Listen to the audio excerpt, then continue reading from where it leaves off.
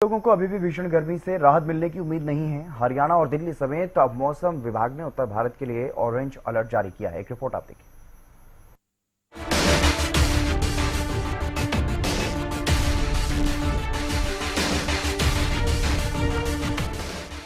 भीषण गर्मी, कड़ी धूप, आसमान से आग उगलते सूरज ने उत्तर भारत के लोगों का हाल बेहाल कर दिया है।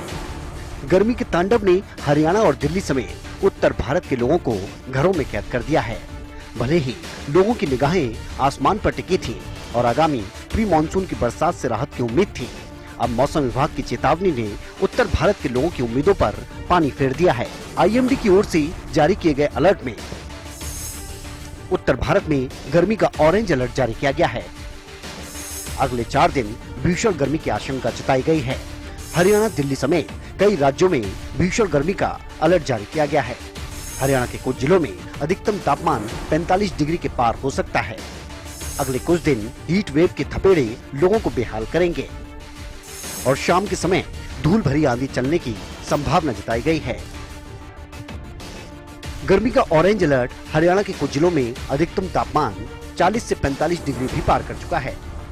तापमान की बात करें तो अंबाला में अधिकतम तापमान 46 डिग्री तक रहेगा।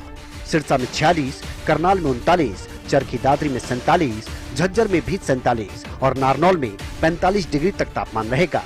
सबसे अधिकतम तापमान 46 डिग्री तक यमुनानगर में रहने की संभावना जताई गई है।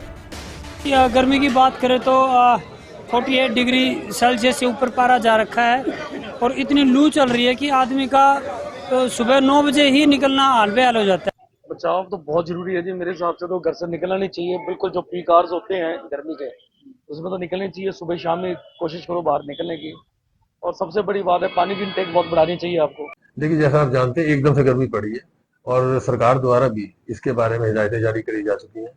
हीट वेव जो है इस वक्त आप देख रहे हैं टेम्परेचर 45-46 डिग्री जा रहा है और गर्म खुश्क हवाएं चल रही है। हमारे पास जो मरीज आ रहे हैं ज्यादातर लूज मोशन के साथ आ रहे हैं या वॉमिटिंग के साथ आ रहे हैं। गर्मी एक भीषण रूप ले रही है। इसके अंदर हमें अपने आप को अच्छा हाइड्रेट करना है। लिक्विड्स अच्छी मात्रा में सेवन लेने हैं, जैसे कि शिकंजवी, पतली नमकीन लस्सी, नींबू पानी के अलावा मौसमी का जूस, बेल पत्थर का जूस, ORS अच्छी मात्रा में लिक्विड लेने हैं। फ्रूट्स के अंदर हमें अपने आप को तरबूज, खरबूजा, ककड़ी, खीरा ये सब लेने हैं। इसके अंदर बॉडी का वाटर कंटेंट बढ़ता है। मौसम विभाग की ओर से जारी इस चेतावनी ने एक बार फिर गर्मी से राहत की उम्मीदों पर पानी फेर दिया। हरियाणा में गर्मी का एपिक सेंटर सिरसा रहा। दिल्ली, पश्चिम बंगाल, बिहार, झारखंड और उत्तर प्रदेश के लोग इस गर्मी से राहत के लिए मानसून से उम्मीदें लगाए बैठे हैं। News desk, Haryana.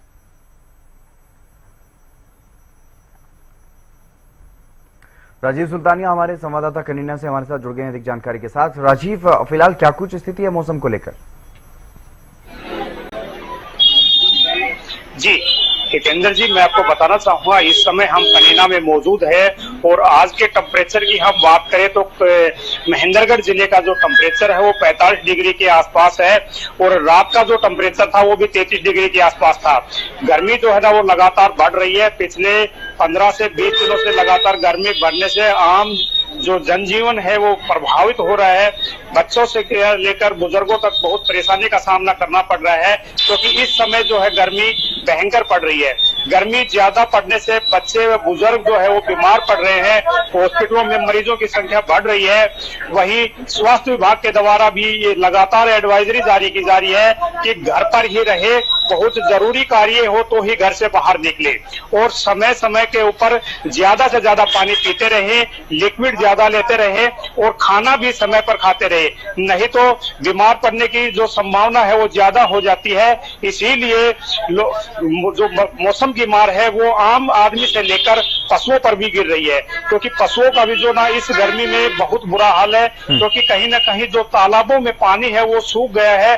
अधिकतर जो तालाब है वो बरसात पर निर्भर रहते हैं, लेकिन फिलहाल जो हम तालाबों की बात करें तो कनीना ब्लॉक के अंदर 50% ऐसे तालाब है जो नहर आधारित नहीं होने से बरसात पर आधारित है।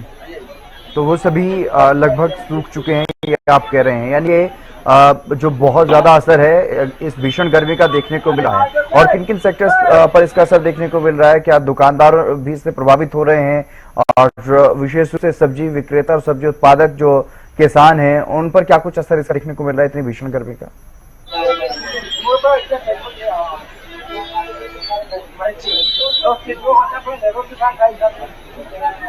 हाँ जी मैम, फोन डिस्कनेक्ट हो गया था। चलिए राजीव, फिर से जुड़ने की कोशिश करेंगे। बहुत शुक्रिया आपका तमाम जानकारी देने के लिए। तो आईएमडी की तरफ से चेतावनी जो है वो जारी की गई है, घर से बाहर ना निकलने के लिए हिदायत जो है वो जारी की गई है। और गर्मी से हाहाकार जो है वो मचा हुआ है, क्योंकि जिस तरह से भीषण गर्मी देखने को मिल रही है। राजीव सुल्तानिया भी हमारे संवाददाता बता रहे थे कि किस तरह से तालाब जो है वो सूख चुके हैं। ज्यादातर तालाब जो सिर्फ बारिश पर निर्भर होते हैं वो सूख चुके हैं।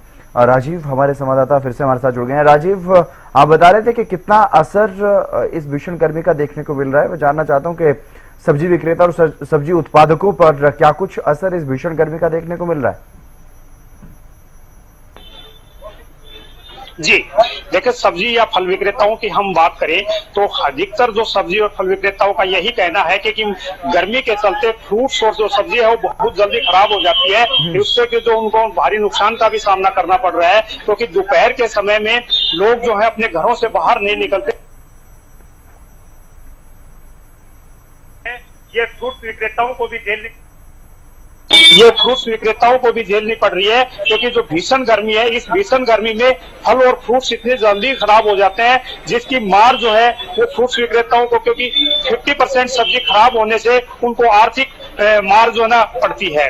वहीं हम बात करें आम मजदूर की बात करें तो आम मजदूर कहीं ना कहीं खुले आसमान के नीचे काम करने के लिए जाता है, तो इतनी भीषण गर्मी के अंदर काम करना जरा बहुत ही मुश्किल है। लेकिन कहीं ना कहीं मजबूरी के अंदर वो अपनी मजदूरी के लिए कार्य करने के लिए जा रहे हैं, क्योंकि इतनी बार जो मौसम की मार है वो लगातार टेम्परेचर बढ़ता जा रहा है, और लगातार टेम्परेचर बढ़ने के कारण आम जो जनजीवन है वो बुरी तरह से प्रभावित हो रहा है। जी चलिए, बहुत शुक्रिया तमाम जानकारी देने के लिए राजीव। तो एमडी की तरफ से ये अलर्ट जो है वो जारी किया गया और कई दिनों तक इसी तरह से गर्मी से लोगों को दो चार होना पड़ सकता है।